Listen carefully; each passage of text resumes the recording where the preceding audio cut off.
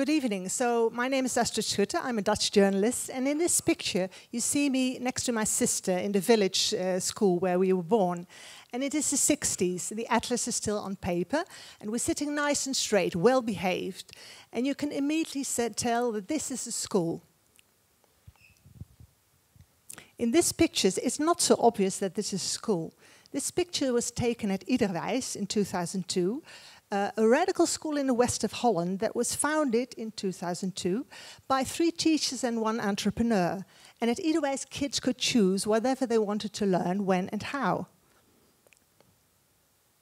This was big news in the 2002, and the media flooded to the school. I also went there to write an article on for one of the leading Dutch news magazines. And it was something that everybody talked about in those days, and people felt it was the coolest school of the country. And it was not just media that flooded to the schools. Parents from all over the Netherlands came to the city of Schoonhoven to find out if they could also found a school like that. And within 3 years' time, there were more than 20 schools, Iederwijs schools, in the Netherlands. And this was possible because in the Netherlands we have a unique constitution. And this constitution says that we have freedom of education and everybody can found a school if they want to. So you and me can start a school tomorrow if they want to. And Iederwijs founders did this in 2002. And so what did the children do? Well, in the beginning, they were mainly playing. Here you see them playing on the trampoline, having quite a lot of fun. Also, the older kids like to spend some time there, hang out. And photographers love the dynamic pictures you could take of this activity. Sometimes there was also a lesson in reading or arithmetic, but only when you asked for it. And these lessons were therefore not very densely populated.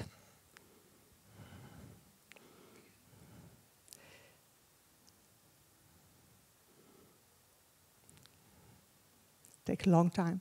Here you see children constructing or testing a self-made raft. And of course, if you construct a raft, you need arithmetic, you need handicraft, and you need cooperation skills. And according to the Iederwijs philosophy, in this way, children would pick up everything they needed in society.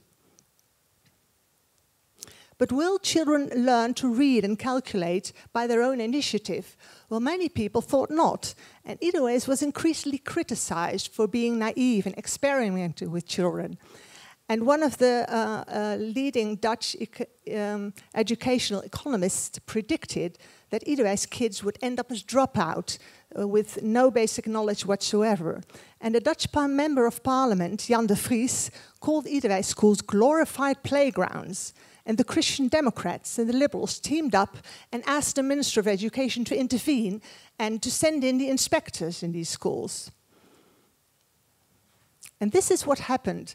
And although several Iederwijs schools were found okay by the inspection, the image of the glorified playground stuck, and pupils and parents left the school, and and then there was a lack of money, and one by one the schools closed. And in 2010, the last Iederwijs school closed. But 4 years later, when I was on a Dutch campsite, I met one of the founders, and she told me that Iederwijs kids were doing well, and that she still believed in the philosophy. And I was intrigued, because my impression had been that it had been a failed experiment. So being a journalist, I started to investigate. And after 75 interviews and 20 folders and a survey amongst pupils, I discovered some interesting things about Iederwijs.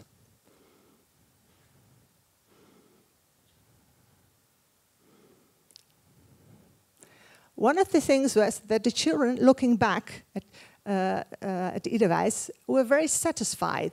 They rate the school 7.8, and this is higher than the average Dutch kids rate their school.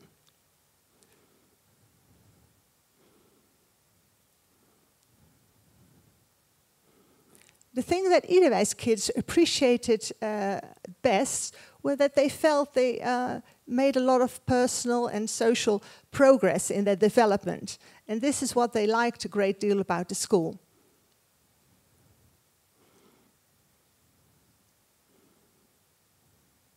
And if you see where they ended up, it's interesting to see that more than half of them end up in higher education eventually. This is higher secondary education and higher further education. And this number is higher than the rest of the average Dutch kids end up.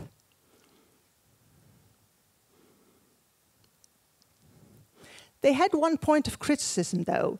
They felt that Iederwijs did not have enough subjects on offer. So they felt their curiosity wasn't satisfied enough. So on average, they left the school after about 3 years.